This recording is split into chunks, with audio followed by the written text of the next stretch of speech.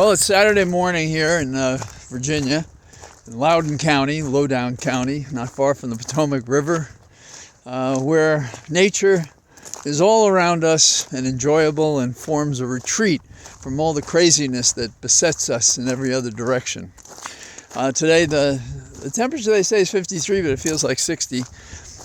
We have clouds all around us that are gorgeous, and the slightest of winds. So, what are the stories that concern us today? Well, I don't think Biden did himself well the way he, in my opinion, failed to work with labor to arrive at a solution that would be fair to labor. He went and was with the electrical workers in Boston at a fundraiser yesterday, but it would have been better if he could have found some way to find something that labor needed that he could give, but he couldn't. And he sided with the capitalists, if you will, to borrow old languages and divisions, management over labor, the people who answer to the shareholders and increase their incomes, and as the productivity increases, they fail to share it with their workers and the various unions except how they negotiate. And the strongest tool that labor has is a strike.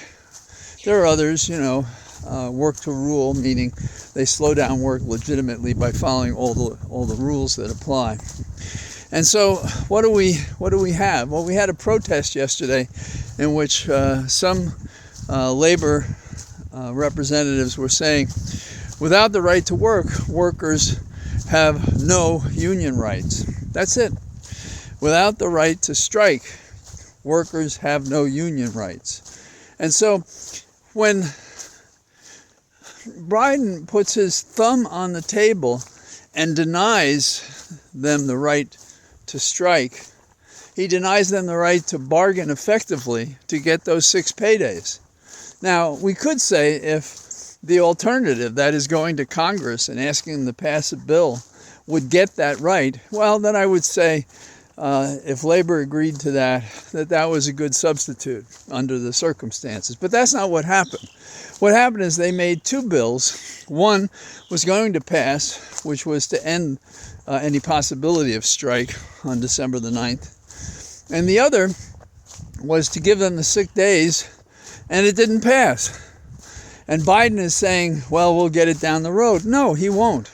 Because the Republicans who denied it now, there'll be more of them in the House in the next session of Congress, and they're not going to change.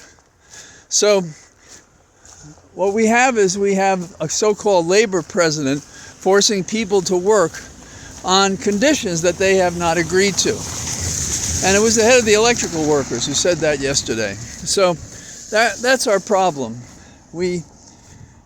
We talk like Democrats, but we don't act like Democrats. Don't you hate the people who say, oh, it hates me to do this, but, I really got to fire your ass because, I just have to do that. And you'll see in the years ahead that I'm right. No, you won't. And in this condition, it's even stronger because we know exactly what the definition is between labor and management doesn't want to take care of paying people for sick days. What is right about that? Nothing. Now, we have an interesting development in New York, which is the disclosure in court, not that we weren't aware of it, but that there weren't rogue workers getting tax advantages for themselves. It is that Trump knew about this tax fraud for 15 years. And so it was authorized by Trump. He was not a mere observer of it. And what's the significance of that? The significance of that is to say that into court is to say that Vance and his team were right, that they could have gone forward with Trump. But Bragg, Vance's successor as prosecutor, didn't do that. And somebody should be investigating Bragg. I'm sorry. As to competence, if not corruption. There is no way that you're a prosecutor and you have those set of facts before you and that team of outstanding lawyers and that information and data and the statements that were made in court in the trial right now, that discourages you from going after Trump, except, well, incompetence, fear, lack of courage, corruption. I mean, what are the other possibilities? Then, let's see, in the category of he can't be stopped, yay, Kanye. He ups his ante, you know. He confirms the fact that he's anti-Semitic, and he does it on Twitter, of course. And on Twitter, he has the symbol of a swastika against the Star of David. You know, there's a lack of soul, morality, or whatever. Now, give the devil his due. He was kicked off or suspended from Twitter for doing that.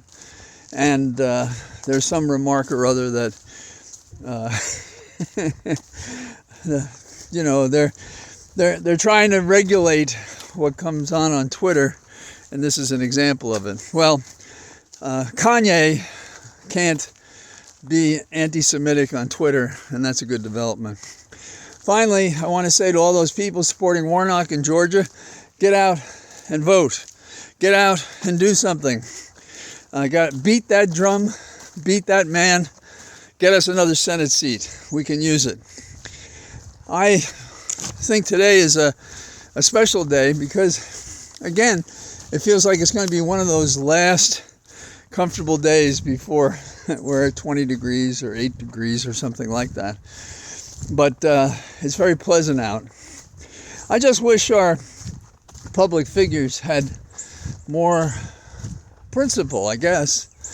I understand you can't be unbending, but sometimes you kill the game too soon before it has a chance to work its way the way the labor management and labor union rules were meant to work for collective bargaining. But instead we get fearful, we get leaned on by those who make the contribution, even though labor is out there working in these elections time and time again. And then they get kicked in the head by the President of the United States, who calls himself a labor president, when he's screwing labor. It's not acceptable. I'm sensitive to it for a couple of reasons. My grandfather was in labor. My dad was at Con Ed, which was unionized. My grandfather, when he was promoted to a supervisor, and everybody struck, he went out with them and he lost his job because in the supervisor position he was, strictly speaking, management. He was friendly and popular, and they brought him back. And so I sat at his knee as a kid, hearing some of the things he said, and I had the DNA. My dad didn't especially. And my brother worked for Con Edison in New York for a period of time. So I shaped up at the dockyards years later to try to earn some money in addition to what else I was doing while I was at school. But labor is serious stuff. And if we don't respect the work of individuals, one of the factors of production, you know, capital, labor, you know, if we don't respect that, what kind of a country are we? Because isn't small d Democrat about everybody, including the engine that makes this nation go, the workers?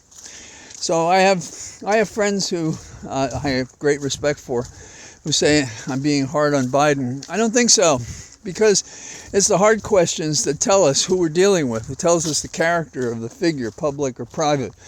And here it is. He's always talking about the workers and labor, and then he's tested and he fails. It's a shame and a disgrace.